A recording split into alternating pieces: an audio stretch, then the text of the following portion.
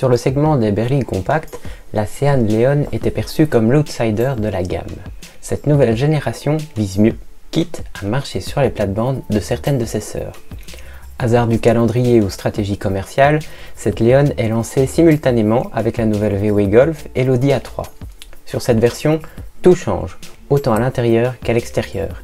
La calandre avant est redessinée avec des feux plus effilés en forme d'épingle avec un long capot terminé par une grille verticale.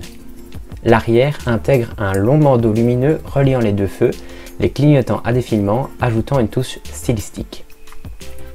L'effet sportif de cette version FR se ressent par les jantes 17 pouces et l'option Glossy Black teintant les rétros et autres parties de la voiture en gris mat.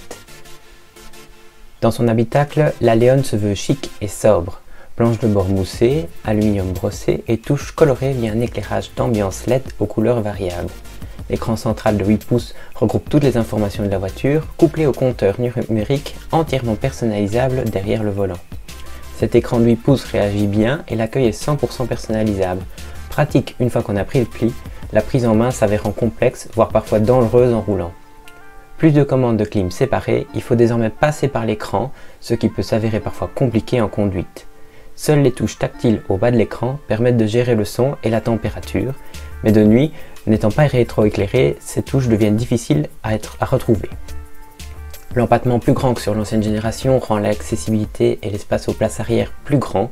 Le coffre lui stagne à 380 litres, honnête, avec un seuil de chargement légèrement haut, mais correct. Point de vue motorisation, cette Seat Leon FR est équipée de l'1,5 litre TSI de 150 chevaux couplé à la boîte des G7. La boîte est très bonne, les rapports passent rapidement mais sans à-coups, une conduite calme est clairement envisageable, d'autant plus que la voiture est bien insonorisée. Mais une fois qu'on appuie un petit peu sur le champignon, le monstre se révèle.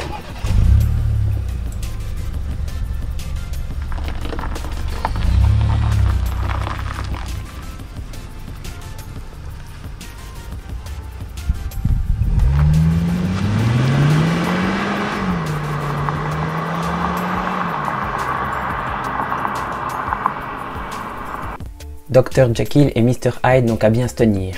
On a ici deux voitures différentes en une. Cette Leon pousse sacrément bien et n'a pas à rougir. Et avec toutes les aides à la conduite dont elle est dotée, telles le maintien dans la voie, l'alerte de franchissement de ligne, le régulateur adaptatif, etc., il est clair que la tenue de route est irréprochable. Vous rêviez d'une petite bombinette polyvalente, bon père de famille en semaine, plaisir de week-end, cette Leon FR n'a clairement pas à rougir face à la concurrence et relève le défi. Personnellement, elle s'avère être une des plus belles de la catégorie. La 308 et l'Astra étant en fin de carrière ne peuvent clairement pas rivaliser, il faudra attendre 2021 et le renouvellement pour les confronter et avoir un match digne de ce nom. J'ai déjà hâte de les confronter. Quant à ses sœurs, la différence sera plus que personnelle et de goût, vu que cela ne se joue qu'au style.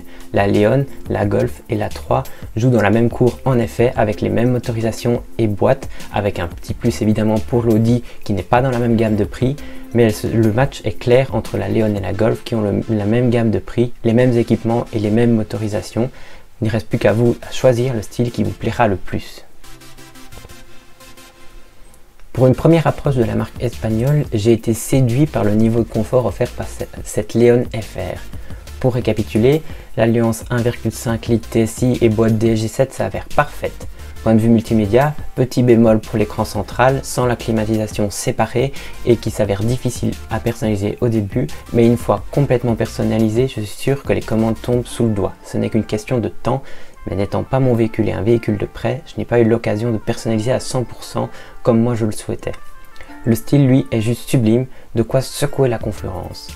Alors, aussi bien qu'une Golf, sûrement. J'attends avec hâte mon essai de la pionnière allemande afin de vous faire un retour sur la qualité de sa prestation. A bientôt.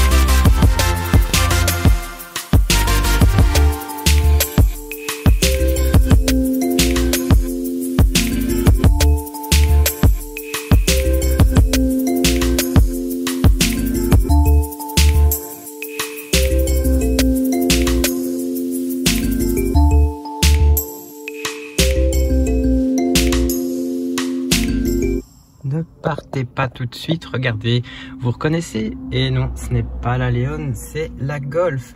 En effet, les deux voitures sont presque identiques, à part le style. L'intérieur est pratiquement identique, les motorisations c'est pareil, les couleurs c'est pareil. Alors, qu'est-ce qu'il faut faire? Plutôt Golf ou plutôt Leon? À vous de choisir. On se dit rendez-vous la semaine prochaine pour l'essai de la Golf.